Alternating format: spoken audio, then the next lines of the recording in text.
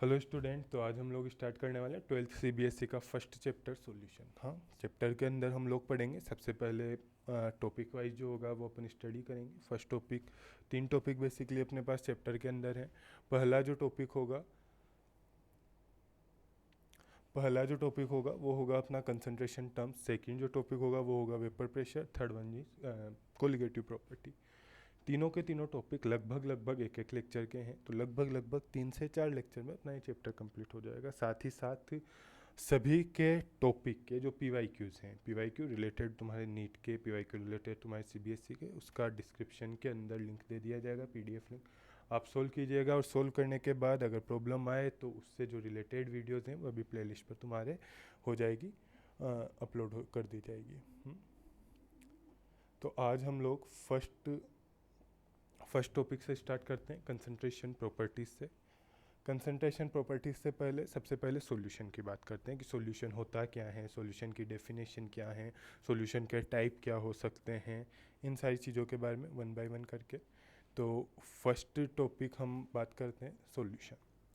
Definition of solution क्या है, कैसे उसको डिफाइन करेंगे, क्या उसके एग्जांपल हैं, सॉल्यूशन बोला किसको जाता है, हमारे आसपास हमारे सॉल्यूशन कहाँ कहाँ काम आते हैं, उनके बारे में एज इट इज़ बात करते हैं। कि अगर मैं बोलूँ कि हमारे आसपास सॉल्यूशन कहाँ पर है, सब जगह जहाँ पर भी हम देख रहे हैं, क्या हम हवा में हैं, हवा के अंदर भी सॉल्यूशन नहीं है। क्या सॉल्यूशन कैसे होता है क्या है वो देखा जाए।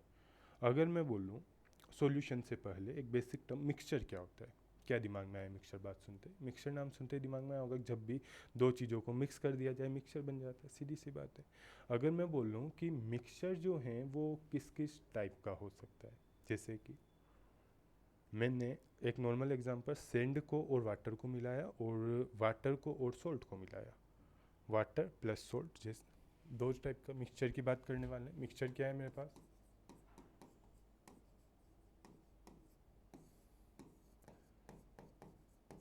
Mixing of more than one substance, one substance से ज़्यादा है ना, 1 2 3 कितने को भी मिला दीजिए वही मिक्सचर बन जाएगा। अब देखो मिक्सिंग के अंदर मैं बात करूं, जैसे कि हम एग्जांपल लिया था, मैंने एक ग्लास के अंदर पानी ले रखा है, ये दूसरे ग्लास के अंदर पानी है, दोनों के अंदर मैंने एक के अंदर क्या मिलाया, वाटर, एक के अंदर मैंने सैंड मिलाई, दूसरे के अंदर मैंने साल्ट मिलाया। साल्ट मिलाते जब मैं साल्ट मिलाऊंगा तो वो नीचे जाकर प्रेसिपिटेट बनेगा या पूरे के अंदर डिस्ट्रीब्यूट हो जाएगा, यूनिफॉर्म डिस्ट्रीब्यूशन हो जाएगा, बताओ। यूनिफॉर्म डिस्ट्रीब्यूशन हो जाएगा। और सिमिलरली जब मैं सैंड मिलाऊंगा तब क्या होना चाहिए, क्या वह भी यूनिफॉर्म डिस्ट्रीब्यूट होना चाहिए या सर नीचे जाके प्रेसिपिटेट बन जाएगा। बेसिकली बात है कि उसका क्या होगा, नीचे जाके प्रेसिपिटेट बन जाएगा। तो दोनों के अंदर हमारे पास जब मैं इसके अंदर साल्ट मिलाऊंगा तो वो तो यूनिफॉर्मली क्या हो जाएगा सर, डिस्ट्रीब्यूटेड हो जाएगा, हाँ या ना।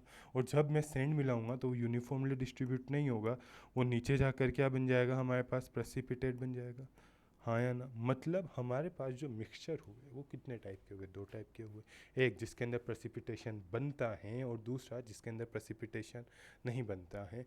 जिसके अंदर प्रेसिपिटेशन बन जाता है उसको कहा जाता है हेट्रोजीनस मिक्सचर, और जिसके अंदर प्रेसिपिटेशन नहीं बनता है मतलब यूनिफॉर्म डिस्ट्रीब्यूशन हो जाता है उसे कहा जाता है homogeneous mixture.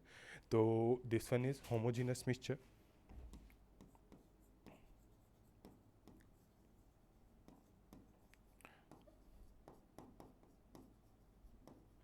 and this one is heterogeneous mixture।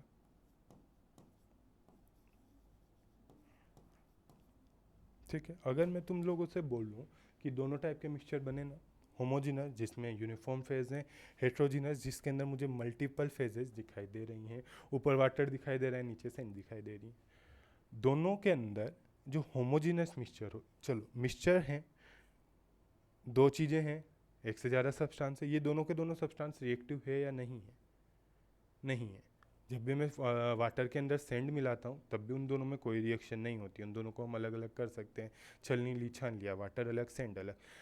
Water के अंदर सोल्ट मिलाए, क्या वो भी रिएक्टिव है क्या, नहीं है, है ना। अगर मैं पानी को बॉईल कर देता हूँ तो जो सोल्ट होगा वो हमारे किसके अंदर आ जाएगा, जो भी कंटेनर होगा उसके अंदर बच जाएगा, और वाटर जो होगा वो वेपोराइज हो जाएगा, प्योर सोल्ट जैसा डाला था वैसा ही बच जाएगा। वो दोनों भी रिएक्टिव नहीं होते हैं, सिर्फ यूनिफॉर्मली डिस्ट्रीब्यूट होते हैं। तो सीधी सी बात है सर, मिक्सचर की फर्स्ट कंडीशन है कि जो उसके सब्सटेंस होंगे वो नॉन रिएक्टिव होंगे। दूसरी बात मतलब उनके नॉन रिएक्टिव है, मतलब उनकी नेचर अपने पास ही होंगी। दूसरी बात मिक्सचर जो बने वो दो टाइप के बने, होमोजीनस एंड हेट्रोजीनस। होमोजीनस जिसमें यूनिफॉर्मली डिस्ट्रीब्यूट है, हेट्रोजीनस जिसमें यूनिफॉर्मली डिस्ट्रीब्यूट नहीं है। जो होमोजीनस मिक्सचर होता है उसी को हम क्या बोलते हैं, सॉल्यूशन बोलते हैं, जो कि अपना ये चैप्टर है। Homogeneous mixture is known as solution. ये बात समझे या नहीं समझे? नॉर्मल सी बात, डेफिनेशन क्या आई हमारे पास, जो होमोजीनस सॉल्यूशन होता है इसी को क्या बोला जाएगा, सॉल्यूशन बोला जाएगा। ठीक है, होमोजीनस मिक्सचर को ही क्या बोला जाएगा, सॉल्यूशन बोला जाएगा। अब बात करते हैं सर कि अपने पास जो होमोजीनस मिक्सचर हैं या सॉल्यूशन हैं वो कितने टाइप के हो सकते हैं। चलो मैं वन बाय वन तुमको कुछ एग्जांपल देता हूँ। सबसे पहले तुम मुझे वो बताने की कोशिश करना वो होमोजीनस सॉल्यूशन है या हेट्रोजीनस सॉल्यूशन है। मैं अगर तुम लोगों से बोलूँ साल्ट के अंदर वाटर है, होमोजीनस और हेट्रोजीनस, अभी बताया होमोजीनस है।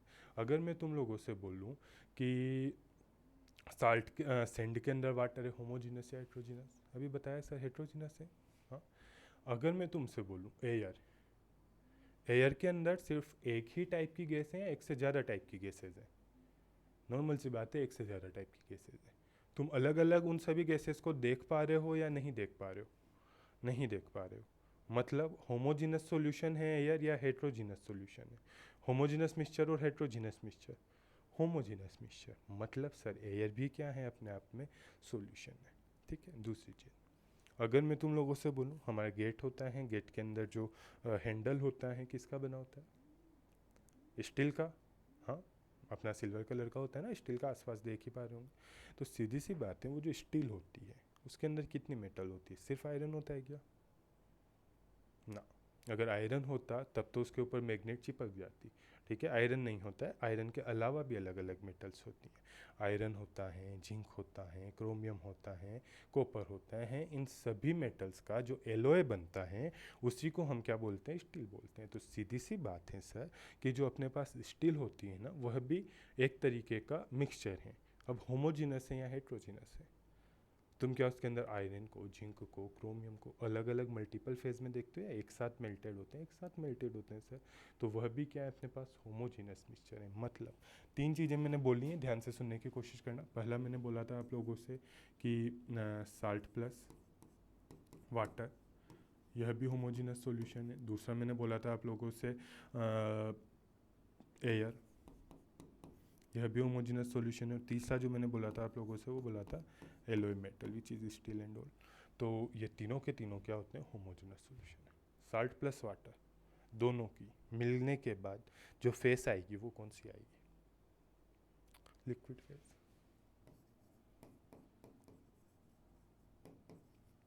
एयर की अलग अलग गैसेस मिली हैं, जो लास्ट में जो फेस बनी है वो कौन सी बनी है, गैसियस फेस। और लास्ट वन एलॉय की जो होती है वो फेस कौन सी होती है, सॉलिड फेस। इसका मतलब सीधा सीधा मुझे क्या बात दिखाई दे रही है कि जो होमोजीनस सॉल्यूशन है, इसका मतलब जो अपने पास होमोजीनस मिक्सचर यानी सॉल्यूशन है वो कितनी फेस में आ सकता है, तीन फेज में। May be it is liquid, may be it is gas, may be it is solid. मतलब हमारे पास सॉल्यूशन के फेस के बेसिस पर जो टाइप हुए वो कितने टाइप हुए हैं, तीन टाइप हुए हैं। वो लिक्विड हो सकता है, वो सॉलिड हो सकता है और वो गैस भी हो सकती है। ये बातें भी क्लियर। पर हमको कई बार बच्चों के दिमाग में आता है सॉल्यूशन, सॉल्यूशन मतलब दिखते ही लिक्विड दिखता है, पर ऐसा नहीं है भाई। सॉल्यूशन जो हो सकता है सॉलिड, लिक्विड, गैस तीनों चीज़ें हो सकती हैं।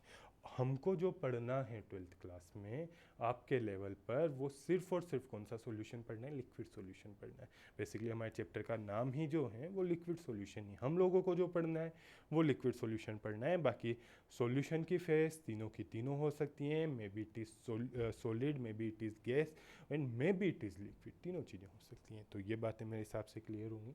हाँ, डेफिनेशन के अंदर मैं सबसे छोटी डेफिनेशन तो यही हुई, homogeneous mixture is known as solution.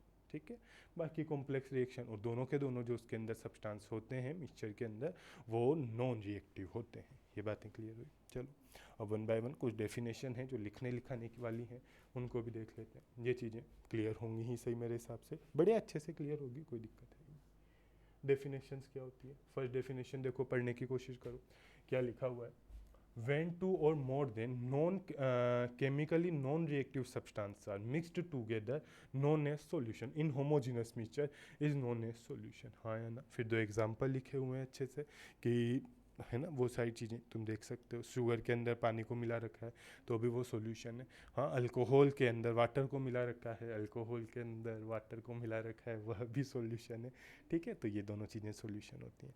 अब देखो सॉल्यूशन के अंदर सर दो पार्ट हुए, जैसे मैं इसी एग्जांपल से देखता हूँ। शुगर, वाटर, हाँ या ना। कंटेनर है, वाटर है, शुगर मिलाई, यूनिफॉर्मली डिस्ट्रीब्यूट हुआ है, होमोजेनस सॉल्यूशन है, सॉल्यूशन है। इसके अंदर दो पार्ट होंगे, एक शुगर जो कम अमाउंट में है, दूसरा जो होगा वो होगा अपना वाटर जो कि ज़्यादा अमाउंट में है। कौन जो होगा वो सोल्यूट होगा और कौन जो होगा वो सोलवेंट होगा। दो चीज़ें होती हैं, याद रखा जाए। जो लेस अमाउंट में होता है वो सोल्यूट, और जो मोर अमाउंट में होता है वो सोलवेंट। लेस अमाउंट वाला सोल्यूट है, मोर अमाउंट वाला सोलवेंट है। मुझे ये बताओ, यहाँ पर 60 ग्राम शुगर हैं, 40 ग्राम वाटर हैं, कौन सोल्यूट हैं और कौन शुगर हैं, कौन सोल्यूट हैं और कौन सोलवेंट है। जिसने सही बताया उसको शाबाश। वाटर जो है वो कम अमाउंट में है ना, सोल्यूट है। और शुगर जो है वो 60 ग्राम है सर, ज़्यादा अमाउंट में है ना, वो क्या है, सोलवेंट है। मतलब तुमने पानी के अंदर शुगर को मिलाया और वो शुगर हो गया। यही होता है भाई, जो ज़्यादा अमाउंट में होता है वो अपना प्रभाव दर्शाएगा, हाँ या ना। ऐसा नहीं है दादा। ये बताओ केमिस्ट्री के अंदर जो तुम अमाउंट देखते हो वो क्या किस में देखते हो, जो भी दिमाग लगा सकता है। Amount of substance. फिजिक्स के अंदर भी तुम लोगों ने एसआई यूनिट्स पढ़ी हुई हैं, और तुम लोगों ने केमिस्ट्री के अंदर भी 11th क्लास में एसआई यूनिट पढ़ी हुई हैं। केमिस्ट्री के अंदर जो अमाउंट ऑफ सब्सटेंस देखा जाता है वो किसके अंदर देखा जाता है, मोल के अंदर। मतलब सर यहाँ पर जो ग्राम किलोग्राम ये लिखा हुआ है ना, ये लिखने की बातें हैं। जब भी मुझे क्या देखना होगा, अमाउंट ऑफ सब्सटेंस देखना होगा, यानी लेस अमाउंट और मोर अमाउंट देखना होगा, पहले मुझे उसको किस में कन्वर्ट करना होगा, मोल में कन्वर्ट करना होगा। उसके बाद ही मैं बता पाऊँगा कि कौन सोल्यूट है और कौन सोलवेंट है। हाँ या ना। चलो बात करते हैं कि शुगर जो है वो सोल्यूट कैसे है। 60 ग्राम होने से सोल्यूट नहीं है, 60 ग्राम दिखाई ज़्यादा दे रहा है लेकिन मुझे तो मोल बनाना है, हाँ या ना। शुगर का मैं तुम लोगों को कुछ चीज़ें बता देता हूँ क्या होता है क्या नहीं होता है। जैसे कि ये शुगर का सॉल्यूशन बेसिकली फ्रक्टोज होती है अपनी शुगर, वो होती है C12H22O11। ठीक है, अब देखो C12H और वाटर जो होता है वो होता है अपना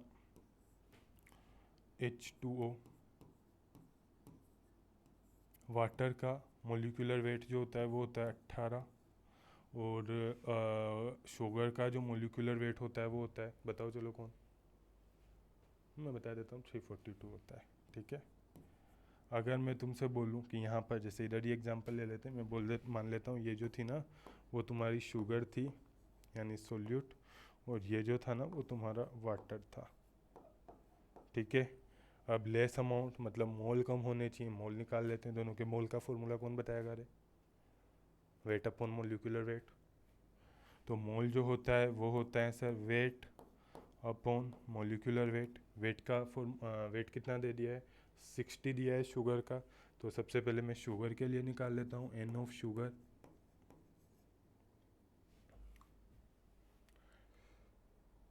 अरे लो,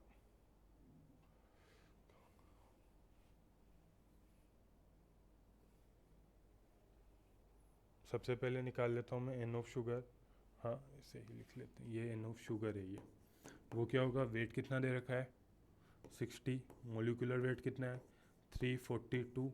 दूसरा निकालता हूँ मैं मोल ऑफ वाटर, वेट कितना दे रखा है 40, मोलिकुलर वेट कितना 18। मुझे ये बताओ किसके मोल ज़्यादा होने चाहिए, वाटर के या शुगर के। 60 में 342 का डिवाइड लगाओगे तो ज़्यादा वैल्यू आएगी, या 40 में 18 का डिवाइड लगाओगे तो ज़्यादा वैल्यू आएगी। सिंपल सी बात है सर। वाटर के मोल क्या होंगे, ज़्यादा होंगे, शुगर के मोल क्या होंगे, कम होंगे। इसलिए शुगर क्या है, सोल्यूट है, और वाटर क्या है, सोलवेंट है। बात समझे। यह क्वेश्चन एग्जाम्पल इसलिए डाला गया है क्योंकि ये एग्ज़ाम में आ चुका है आपके। ठीक है, दिखने में अलग चीज़ें लगती है, होने में अलग बातें। बात क्लियर हुई या नहीं हुई? बात क्लियर है ना? तो 60 ग्राम शुगर होते हुए भी बेचारा सोलवेंट नहीं है। क्यों? क्योंकि यूनिटी अलग है। बात समझे या नहीं समझे? हाँ, 12वीं में पढ़ते हुए भी सिलेक्शन होने के चांसेस कम हैं। क्यों? क्योंकि जो चीज़ें हैं वो चीज़ें तो है ही नहीं। बात समझे या नहीं समझे? इसलिए थोड़ा ध्यान से दो, थोड़ा चीज़ों को एक्सप्लेन होते हुए पढ़ो, थोड़ा सा डेप्थ में जाना पड़ेगा, थोड़ा सा, ज़्यादा भी नहीं। चलिए अब आगे की बात करते हैं हम लोग। अब उसके बाद बात आती है मेन चीज़ें कि कंसंट्रेशन टर्म्स क्या होती है। कंसंट्रेशन टर्म से पहले मैं तुमको एक बात बताऊँ, कंसंट्रेशन होती क्या है। जैसे कि हाँ, कंसंट्रेशन होती क्या है, कोई भी एक एग्जांपल देते हैं। जैसे कि मैं बोलूँ कि 2 ग्लास पानी है मेरे पास, है ना। एक ग्लास के अंदर मैंने 2 ग्लास पानी है मेरे पास, हाँ, सेम सेम है। ये भी एक ग्लास वाटर है, ये भी एक ग्लास वाटर है। इसके अंदर मैंने 4 स्पून या 4 स्पून शुगर ऐड की, और इसके अंदर मैंने 2 स्पून शुगर ऐड की। ठीक है, ग्लास का पानी सेम था, जो शुगर ऐड की है वो अलग अलग की है। मुझे ये बताओ किसके अंदर शुगर की कंसंट्रेशन ज़्यादा है। चलो उससे भी पहले एक बात बताओ, कौन सोल्यूट है और कौन सोलवेंट है। शुगर सोल्यूट है, और जो वाटर है वो क्या है, सोलवेंट है। ठीक है ना। अब मुझे ये बताओ कि शुगर की कंसंट्रेशन जब 4 स्पून ऐड करूँगा तो ज़्यादा होगी या 2 में ज़्यादा होगी? 4 में ज़्यादा होगी। ठीक है, तो तुमने बोला है ये कि कंसंट्रेशन 4 स्पून वाले सॉल्यूशन के अंदर ज़्यादा है और 2 स्पून वाले सॉल्यूशन के अंदर कम है। सीधा मतलब तुम बताओ कि क्या जिसके अंदर सोलवेंट के रेस्पेक्ट में या सॉल्यूशन के रेस्पेक्ट में सोल्यूट का अमाउंट ज़्यादा रहा, वहाँ पर कंसंट्रेशन भी क्या रही है, ज़्यादा रही है। मतलब कंसंट्रेशन का सीधा मतलब ये है कि सोल्यूट का ratio with respect to solution is known as concentration. तो कंसंट्रेशन का कुछ भी मतलब नहीं है, सीधा सा है सर कि सोल्यूट का अमाउंट देखा जाए किसके रेस्पेक्ट में, सॉल्यूशन के रेस्पेक्ट में। यही क्या है, कंसंट्रेशन है। और उसी कंसंट्रेशन को यानी उसी रेशियो को हम अलग अलग फॉर्म में लिखते हैं। कभी हम उसको मोलेरिटी लिखते हैं, कभी हम उसको नॉर्मेलिटी लिखते हैं, कभी कभी फॉर्मेलिटी और मोलेलिटी भी लिख देते हैं, कभी मोल फ्रैक्शन भी लिख देते हैं। वो अलग अलग यूनिट के बेसिस पर अलग अलग टाइप की कंसंट्रेशंस आती हैं। बाकी बेसिक बात एक ही है कि ऊपर जो होगा वो सोल्यूट होगा और नीचे जो होगा वो सॉल्यूशन या फिर सॉल्वेंट होगा। बात समझे या नहीं समझे? यही है ना कंसंट्रेशन। तो चलो वन बाय वन स्टार्ट कर। कंसंट्रेशन का बेसिक मतलब समझ गए होंगे कि ऊपर जो आना है वो हमेशा सोल्यूट आना है और नीचे जो आना है वो हमेशा सॉल्यूशन या फिर कभी कभी सॉल्वेंट आना है। हाँ या ना? ठीक है, तो वन बाय वन स्टार्ट करते हैं।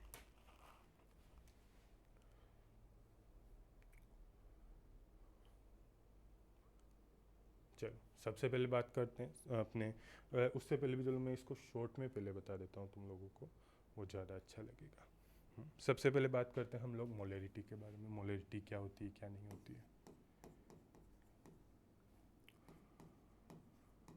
ये भी कंसंट्रेशन टर्म्स ही हैं। फर्स्ट कंसंट्रेशन टर्म है मोलेरिटी है, कैपिटल एम से डिनोट करते हैं। सीधी सी बात है, कंसंट्रेशन है मतलब ऊपर जो आना है वो सोल्यूट आना है, नीचे जो आना है वो सॉल्यूशन आना है, कभी कभी सोलवेंट आना है। इसके अंदर जो आता है ऊपर मोलेरिटी का फॉर्मूला ऊपर आता है अपने पास, मोल ऑफ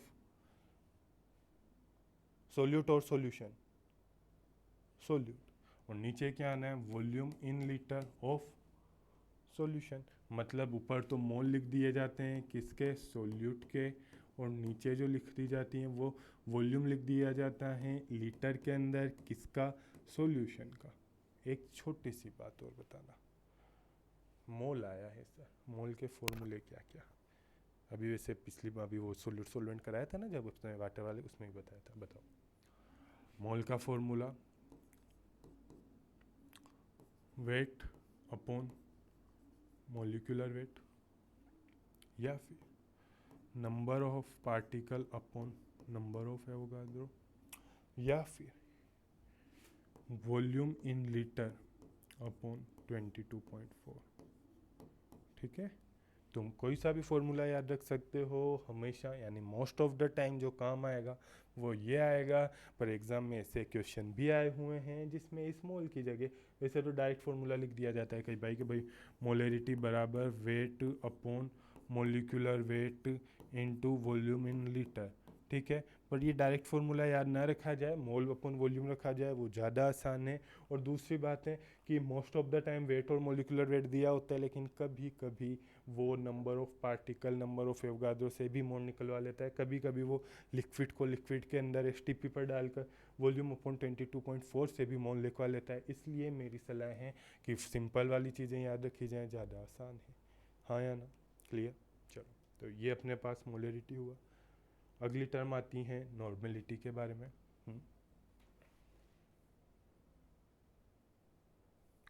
नॉर्मेलिटी देखा जाए जैसे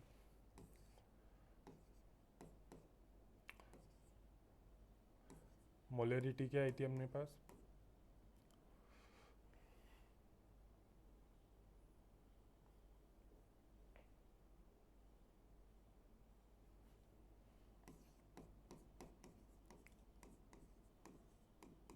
मोलरिटी क्या आई थी हमारे पास, capital M is equal to mole upon volume in litre. दूसरी चीज़ देखते हैं हम लोग नॉर्मेलिटी के बारे में।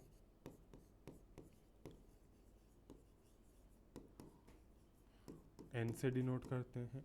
यहाँ वहाँ पर ऊपर मोल है या नहीं है, किसके, सॉल्यूट के। यहाँ पर क्या आ जाता है नॉर्मेलिटी में, ऊपर आ जाता है ग्राम equivalent upon volume in litre. Gram equivalent भी किसके आएंगे रे, सोल्यूट के ही आएंगे। ठीक है, अब बात ये आती है बाकी सब चीज़ें तो सर अच्छी अच्छी दिखाई दे रही हैं, एक चीज़ में मुझे गड़बड़ दिखाई दे रही हैं कि सब चीज़ें ठीक है, ग्राम इक्विवेलेंट क्या है। हाँ या ना, बातें करते हैं ग्राम इक्विवेलेंट के बारे में। मोल क्या होता था अपने पास,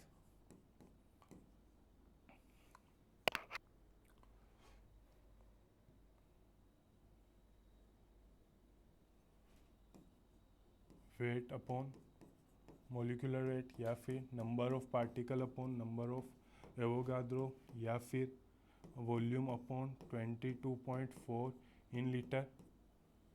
ग्राम इक्विवेलेंट सीधी सी बात है, यहाँ पर क्या है, वेट अपॉन मोलिकुलर वेट आया है। ग्राम इक्विवेलेंट की जब बातें करेंगे तब वेट की जगह तो वेट ही आएगा, नीचे आ जाएगा equivalent weight EW। Gram equivalent की जब बातें करेंगे तब मोलिकुलर वेट की जगह क्या आ जाएगा, इक्विवेलेंट वेट EW। बात सही, सारी सही है, पर दिमाग में आया है कि इक्विवेलेंट वेट क्या, इक्विवेलेंट वेट जो होता है वो कुछ भी नहीं होता है, equivalent weight is equal to molecular weight upon N factor या वैलेंसी फैक्टर, जो भी बोला जाए। दिमाग में बात आती है मोलिकुलर वेट भी सही है, बट एन फैक्टर या वैलेंसी फैक्टर क्या, बात करते हैं उसके बारे में भी। हमारे पास कोई भी जो सोल्यूट कंपाउंड हो सकता है वो क्या क्या हो सकता है, या तो वो आयनिक कंपाउंड हो सकता है, या वो कोवेलेंट कंपाउंड हो सकता है, या तो वो अपने पास नमक NaCl यानी कि आयनिक कंपाउंड हो सकता है, या फिर वो शुगर C12H22O11 कोवेलेंट कंपाउंड हो सकता है, या एसिड हो सकता है, या फिर बेस हो सकता है। पानी के अंदर HCl डाल दूँ, पानी के अंदर NaOH डाल दूँ, मतलब यही हो सकते हैं ना। तो इसी के बेसिस पर मैं इन्फेक्टर डिफाइन करने जा रहा हूँ। बाकी बातें अपन बाद में भी करेंगे इन सब चीज़ों के बारे में, टाइम टू टाइम ये चीज़ें आती जाएंगी, बातें करते जाएंगे। पर शुरुआत 3 चीज़ें हो सकती है सर, एसिड हो सकते हैं, बेस हो सकते हैं, सोल्ट हो सकते हैं, और ऑर्गेनिक कंपाउंड हो सकते हैं। एसिड HCl हुआ, H2SO4 हुआ, कितने H प्लस देगा HCl? 1 देगा। H2SO4 कितने H प्लस देगा? 2 देगा। तो एसिड जितना H प्लस डोनेट करता है वही उसका एन फैक्टर है, बेस जितने OH माइनस डोनेट करेगा वही उसका एन फैक्टर है। ये कितने H प्लस डोनेट करेगा? 1 एन फैक्टर। ये कितने करेगा? 2 एन फैक्टर। बेस NaOH हुआ, कितने OH डोनेट करेगा? 1, तो एन फैक्टर 1। MgOH का होल ट्वाइस हुआ, कितने H फैक्टर, कितने OH डोनेट करेगा? 2, तो एन फैक्टर 2। साल्ट की बात करते हैं सर, AlCl3 हुआ, NaCl हुआ। मुझे ये बताओ NaCl को जब तुम अलग अलग करोगे तो क्या क्या बनेगा? Na प्लस और Cl माइनस। मैक्सिमम चार्ज कितना है Na प्लस के ऊपर? प्लस का बनेगा। AlCl3 को करोगे क्या क्या बनेगा? Al प्लस 3 और 3Cl माइनस। कितना पॉजिटिव चार्ज है? 3 है ना, तो 3 आएगा। तो सीधी सी बातें हैं, जो भी सर जितना भी मैक्सिमम चार्ज आता है ना वही क्या होता है अपने पास यहाँ पर बात एन फैक्टर होता है साल्ट के अंदर। पहली बात आई है AlCl3 मैक्सिमम चार्ज है 3, तो एन फैक्टर 3। दूसरी बात आई है NaCl मैक्सिमम चार्ज है 1, तो एन फैक्टर 1। तो AlCl3 के अंदर एन फैक्टर 3 और NaCl के अंदर एन फैक्टर 1। मुझे ये बताओ MgCl2 के अंदर एन फैक्टर कितना होगा? ये Cl2 है, 2 है, ठीक है। कितना होगा MgCl2 के अंदर? Mg के ऊपर कितना चार्ज? प्लस का 2, तो एन फैक्टर 2, ठीक है। तो यहाँ पर एन फैक्टर 2। और ऑर्गेनिक कंपाउंड, सबसे पहले एक बात बताना कोई भी कि ऑर्गेनिक कंपाउंड का मतलब क्या होता है? नहीं पता? सीधी सी कार्बन होता है, ऐसा नहीं।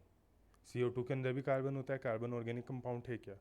नहीं, ठीक है। सीधी सी बात है, ऑर्गेनिक का मतलब ही होता है जो ऑर्गेनिज्म से आते हैं। जो भी कंपाउंड किसी ऑर्गेनिज्म के अंदर पाए जाते हैं या स्टोर किए जा सकते हैं या प्रिपेयर किए जा सकते हैं, वह सारे के सारे कंपाउंड जो किसी ऑर्गेनिज्म के अंदर, लिविंग ऑर्गेनिज्म में भी, इट इज़ प्लांट में भी, इट इज़ एनिमल के अंदर स्टोर होते हैं या फॉर्म होते हैं, उन्हीं को हम क्या बोलते हैं? ऑर्गेनिक कंपाउंड बोलते हैं। सारे के सारे ऑर्गेनिक कंपाउंड के लिए एन फैक्टर जो होता है वो क्या होता है? 1। सारे के सारे ऑर्गेनिक कंपाउंड के लिए जो एन फैक्टर होता है वो क्या होता है? 1 होता है। तो यहाँ पर अपने पास जो एन फैक्टर होगा वो हमेशा कितना होगा? 1 होगा। बातें समझे या नहीं समझे? क्लियर होगा मेरे हिसाब से, ठीक है। ये एन फैक्टर की गाथा देखो, बातें अपन ने क्या क्या की हैं अभी तक, ये देखना। मोलरिटी पढ़ी, मोलरिटी में मैंने क्या बोला कि सर मोल अपॉन जो वॉल्यूम होता है, मोलरिटी के अंदर मैंने क्या बोला कि जो मोलरिटी बराबर mole upon volume in litre. दूसरा अपन ने बोला नॉर्मेलिटी, नॉर्मेलिटी के अंदर gram equivalent upon volume in litre. Mole का फॉर्मूला बोला sir weight upon molecular weight, वो दो भी हैं साइड में। ग्राम इक्विवेलेंट में बोल दिया वेट अपॉन इक्विवेलेंट वेट, फिर इक्विवेलेंट वेट बोल दिया molecular weight upon valency factor, फिर नीचे वैलेंसी फैक्टर की गाथा की बात की। अब आगे बात करूँ मैं कि यहाँ पर मैं क्या लिख सकता हूँ? Wait upon molecular wait, equivalent weight की जगह अपॉन, अपॉन ऊपर एन चल जाएगा, नीचे जाता है, फिर नीचे से ऊपर चल जाता है ना। वेट अपन मोलिकुलर वेट को क्या लिख सकता है रे? मोल। तो हमारे पास ग्राम इक्विवेलेंट का एक और फॉर्मूला आ गया, मोल इनटू वैलेंसी फैक्टर या एन फैक्टर, जो भी बोला जाए। दूसरी बात, अब सर इस ग्राम इक्विवेलेंट की जगह मैं मोल इनटू वैलेंसी फैक्टर लिख सकता हूँ, हाँ या ना? तो नॉर्मेलिटी बराबर मोल इनटू एन फैक्टर या valency factor upon volume in litre. Mole upon volume in litre को मोलेरिटी बोल दूंगा, तो मोलेरिटी इनटू एन फैक्टर। बात समझे या नहीं समझे? तो ये भी एक बात होगी कि अपने पास नॉर्मेलिटी का एक शॉर्टकट फॉर्मूला और आ चुका है। क्या? नॉर्मेलिटी बराबर मोलेरिटी इनटू एन फैक्टर। तो सीधी सी बात है कि जब भी मैं मोलेरिटी मोल अपॉन वॉल्यूम, तो हम तो एक काम करेंगे, जब भी मुझे नॉर्मेलिटी निकालनी होगी ना मैं तो मोलेरिटी निकालूंगा, और एन फैक्टर वो तो मुझे कंपाउंड देखते ही पता चल जाएगा ना। तो जब भी मैं मोलरिटी को n फैक्टर या वैलेंसी फैक्टर से मल्टीप्लाई कर दूंगा तो मेरे पास क्या आ जाएगी, सिंपल सी नॉर्मेलिटी आ जाएगी। नॉर्मेलिटी में कभी निकालूंगा ही नहीं ये ग्राम इक्विवेलेंट वगैरह, मैं तो डायरेक्ट ही बोल दूंगा कि मोलरिटी निकाला, मोलरिटी को n फैक्टर से मल्टीप्लाई किया, नॉर्मेलिटी आ गई। हाँ या ना? हाँ, हाँ ना, ठीक है। बस इतनी सी बातें आती, तो ये अपने पास नॉर्मेलिटी की बात हुई है। नॉर्मेलिटी के बाद एक और छोटी सी बात बता देता हूँ मैं, मोलेलिटी के बारे में। मोलेलिटी क्या होती है, क्या नहीं होती, वो सारी चीज़ें चलो देखा जाए।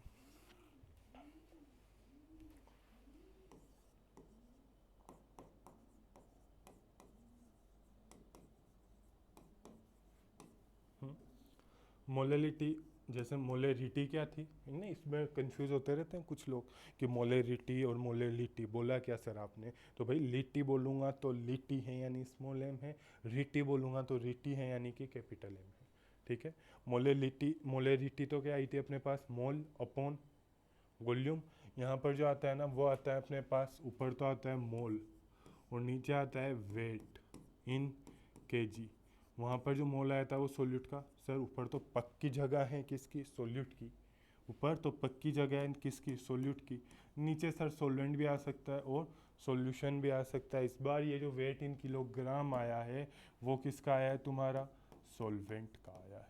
हाँ, इस बार जो वेट इन किलोग्राम आया है वो किसका आया है आप लोगों का, सॉल्वेंट का है। बात समझे या नहीं समझे? तो मोलेलिटी के अंदर सिर्फ और सिर्फ एक चीज़ एक्स्ट्रा हुई है, वो आया है नीचे वेट हो गया है, और वेट जो हुआ है वो किसका हुआ है, सॉल्वेंट का हुआ है। अब तक सॉल्यूशन चल रहा था नीचे, वो भी वॉल्यूम की टर्म में। बात समझे या नहीं समझे? तो ये तीन चीज़ें हुई हैं सर, मोलेलिटी, मोलेरिटी, मोलेलिटी और नॉर्मेलिटी। बात समझे या नहीं समझे? अब एक और चीज़ आ रही है अगली, तीसरी बात, मोल फ्रैक्शन। बड़ी आसान सी चीज़ है। अभी तक अपन ऊपर का भी मोल ले रहे थे, नीचे या तो वॉल्यूम ले रहे थे या फिर वेट लिया था मोलेलिटी के अंदर। अब अपन ऊपर नीचे दोनों तरफ क्या लेंगे, मोल मोल लेंगे, ठीक है। तो लेते हैं सर मोल मोल। मोल फ्रैक्शन दोनों के आ सकते हैं, देखो जैसे मैं बोलूँ ये एक सॉल्यूशन है, ये जो पार्टिकल है ना वह जो है वो एन ए है मान लेते हैं, एन ए को मैं बोलूँगा सॉल्वेंट के मोल,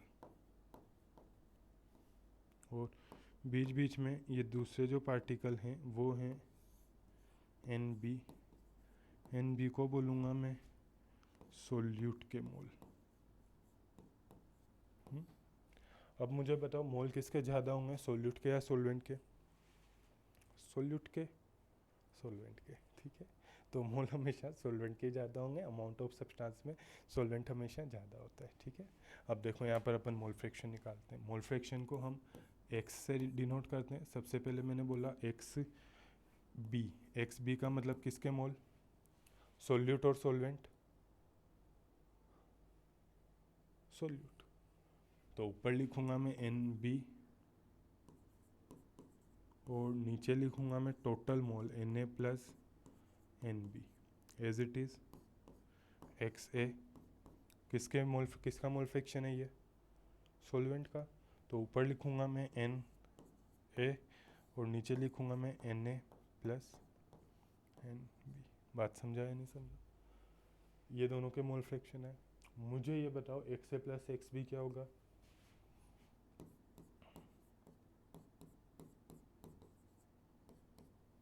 एक्स ए की वैल्यू कितनी है रे, N A upon N A plus N B.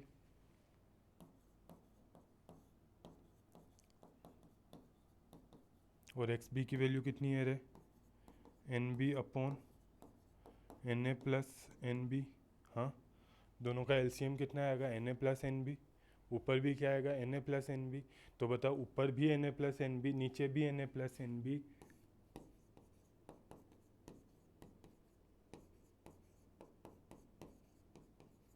Cut के कितना हो जाएगा, 1। मतलब हमारे पास दोनों के मोल फ्रैक्शन का जो सम आता है वो क्या आता है, 1 आता है या नहीं आता है, हाँ या ना? तो भाई जो अपने पास सॉल्यूशन के अंदर हमेशा सोल्यूट के और सॉल्वेंट के मोल फ्रैक्शन का जो सम आता है वो कितना आता है, 1 आता है। ये भी एक बात है, पक्की पक्की है, क्लियर क्लियर है ना? तो ये बातें आती हैं। तो अपन ने मोल फ्रैक्शन नाम की एक और चीज़ पढ़ ली, बात समझे या नहीं समझे? चलो सम अप करते हैं जल्दी से। मोलरिटी मतलब क्या? मोल अपॉन वॉल्यूम। नॉर्मेलिटी मतलब क्या? ग्राम इक्विवेलेंट अपॉन वॉल्यूम। मोलैलिटी मतलब क्या? Mole upon weight in kilogram of solvent. और मोल फ्रैक्शन मतलब क्या? सर जो भी सोल्यूट या सोल्वेंट है ऊपर उसके मोल और नीचे टोटल मोल, और दोनों के जो मोल वो मोल फ्रैक्शन होते हैं उनका सम हमेशा 1 होता है। हाँ कि ना? आसान चीज़ें ना, बड़ी आसान चीज़ें भाई। चलो अब आगे की बात करते हैं हम लोग। एक परसेंटेज प्रॉपर्टीज़ के बारे में आता है, वो भी देखा जाए। परसेंटेज प्रॉपर्टीज़ क्या होती है क्या नहीं होती। हाँ तो देखते हैं परसेंटेज कंसंट्रेशन टर्म।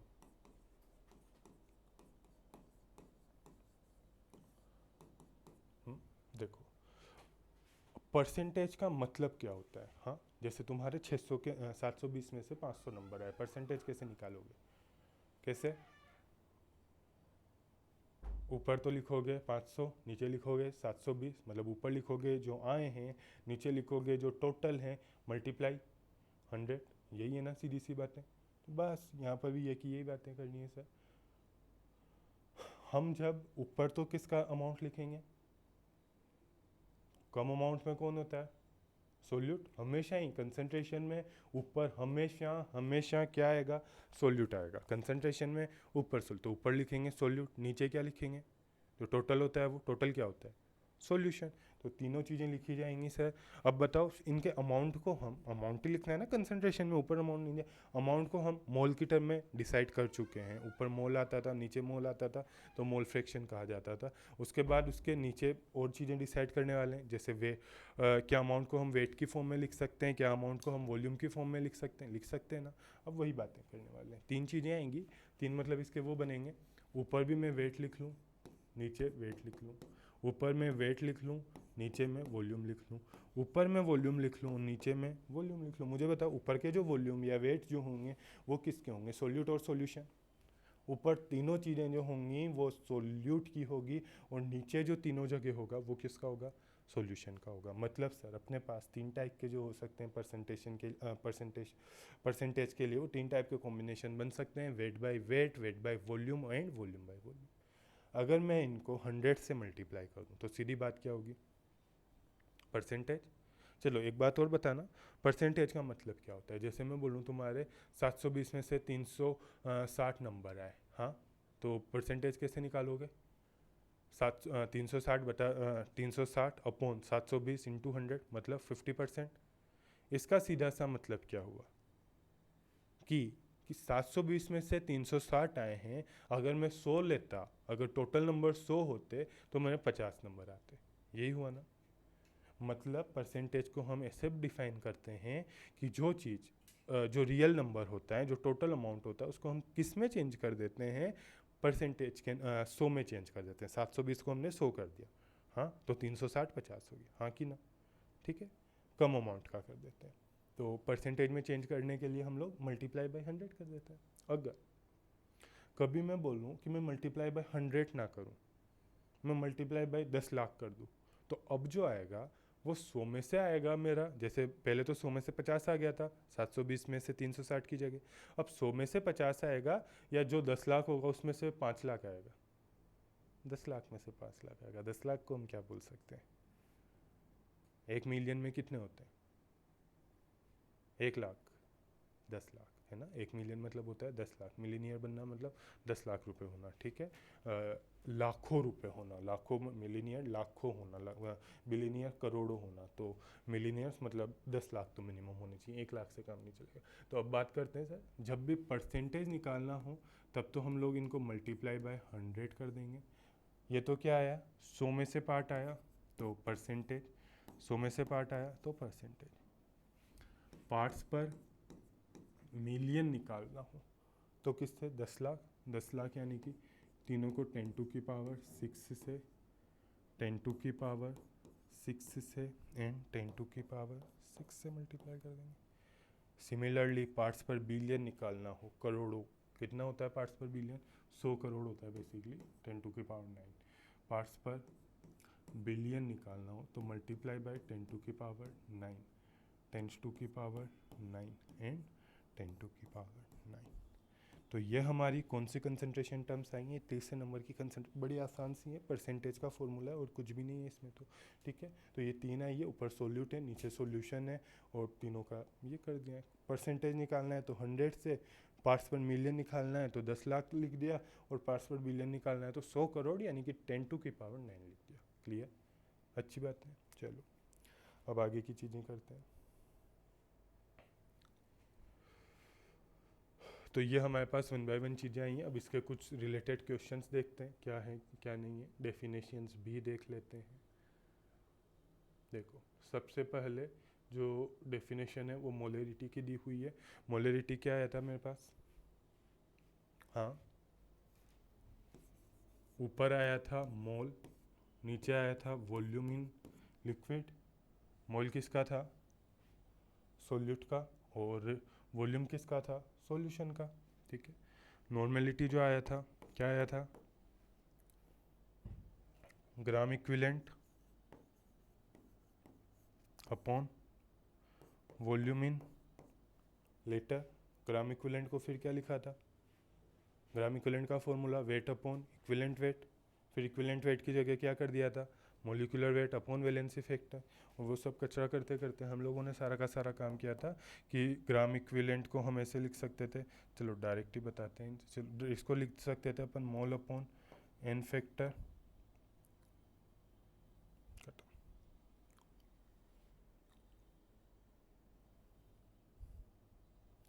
ग्राम इक्विवेलेंट को लिख सकते थे हम लोग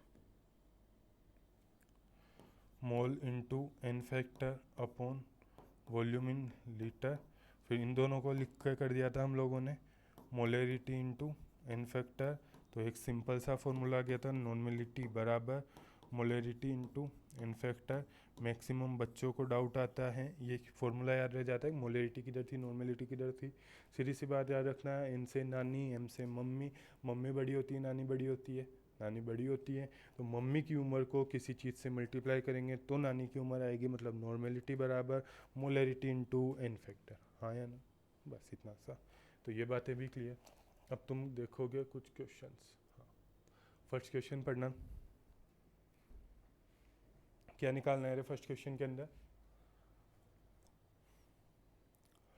0.4 ग्राम NaOH दिया हुआ है, 40 ml सॉल्यूशन दिया हुआ है, मोलरिटी भी निकालनी है और मोलरिटी भी नॉर्मेलिटी भी निकालनी है।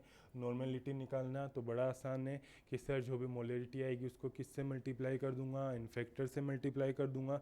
NaOH के लिए इन फैक्टर कितना होगा? एक OH माइनस दे रहा है, इसका मतलब कि NaOH के लिए इन फैक्टर 1 होगा। किसी भी चीज़ को 1 से मल्टीप्लाई करूँगा कोई फ़र्क पड़ेगा नहीं, मतलब यहाँ पर मोलरिटी नॉर्मेलिटी सेम आने वाली हैं। बात जो आती है वो मोलरिटी क्या आती है, मोलरिटी क्या होगी, बात करो। क्या आया था मोलरिटी का formula? Mole upon volume in litre solution का। फिर मोल का क्या था अपने पास? Weight upon molecular weight into volume in litre. Weight की जगह क्या लिखूंगा? 0.4। मोलिकुलर वेट की जगह क्या लिखूंगा? 40। और वॉल्यूम इन लीटर की जगह क्या लिखूंगा? 40। पर 40 क्या है? ml। तो ऊपर कितना जाएगा? ml को लीटर में चेंज करने के लिए 1 लीटर बराबर 1000 ml।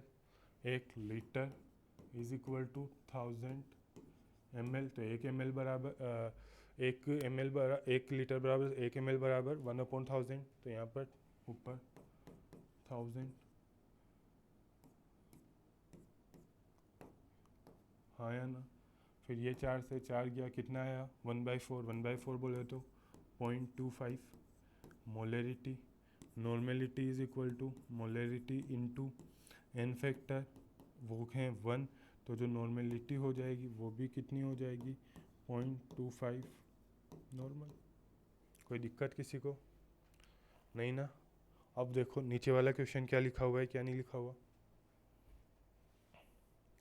नॉर्मेलिटी निकालनी है, मोलरिटी दी हुई है, H3PO4 भी देने वाले ने दे रखा है। क्वेश्चन अच्छा है, ध्यान से रखना। नॉर्मेलिटी, भाई मोलरिटी को से नॉर्मेलिटी निकालनी हो, सीधा सा फॉर्मूला है molarity into N factor. H3PO4 का एन फैक्टर कितना होगा, कितने H प्लस देगा, 3, तो 3 होगा ना, बस तो 3 से मल्टीप्लाई कर दूंगा। 1.5 इंटू 3 कितना, 1.5 इंटू 3 कितना हो जाएगा, 4.5, आंसर आ जाएगा। एक चीज़ और बताना स्पेशल, ये H3PO4 के जो होते हैं ना वो 3 भाई होते हैं। एक तो होता है H3PO4, एक होता है H3PO3 और एक होता है H3PO2। सबसे पहले मुझे ये बताओ, एसिड के लिए मैंने बताया क्या था, जो जितने H प्लस देता है, कैसा लग रहा है, तीनों एसिड हैं, तीनों कितने कितने H प्लस देंगे, 3 3, तो तीनों के लिए एन फैक्टर कितना, 3 3, पर ऐसा नहीं होता है, ठीक है।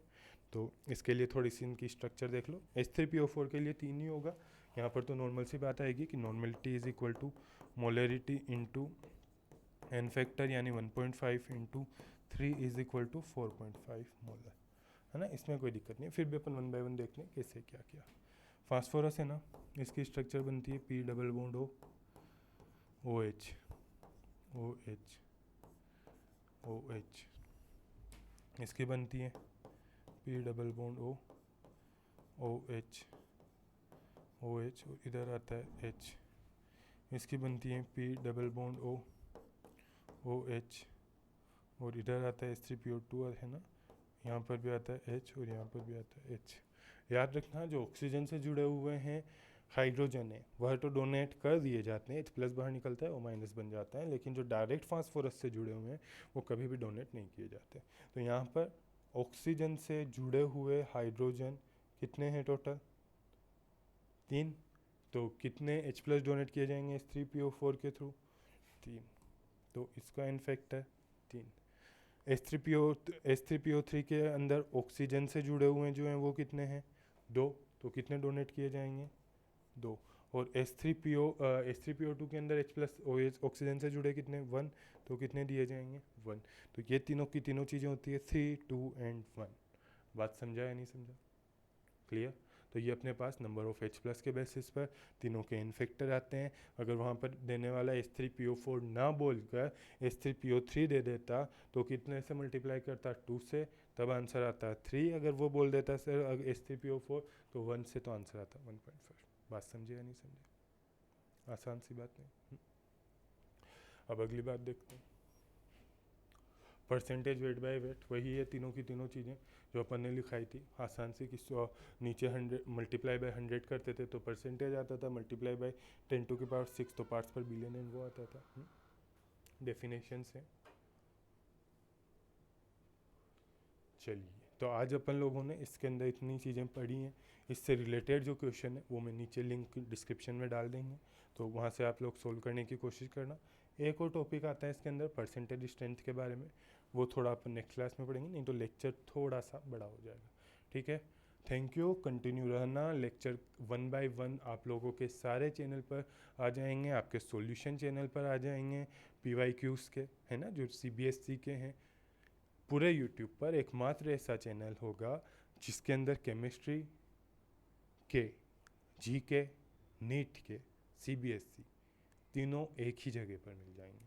हाँ, तीनों के सॉल्यूशन, है ना, नीचे पे डिस्क्रिप्शन हो जाएगा, उसकी जो वीडियोस होगी वो फर्दर अपलोड कर दी जाएगी, ओके। उसके सॉल्यूशन जो वीडियोस होंगे, आप जिस भी एग्जाम की प्रिपरेशन कर रहे हो रेस्पेक्टिवली उसके सोल्व करना। मेरी सलाह तो ये है सभी के सोल्व करना, हाँ, प्रैक्टिस मेक्स परफेक्ट, ठीक है। तो तीनों के सोल्व करना। Thank you.